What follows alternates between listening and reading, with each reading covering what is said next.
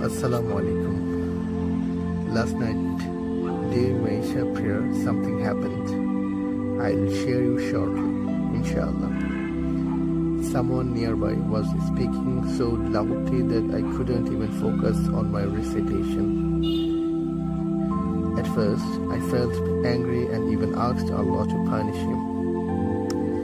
But then something touched my heart. I said, Ya Allah, and forgive him. Maybe it was unintentional, please guide him. Instantly, my anger disappeared.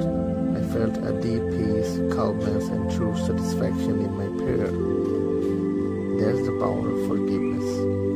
It doesn't just freeze others, it frees you. Alhumdulillah.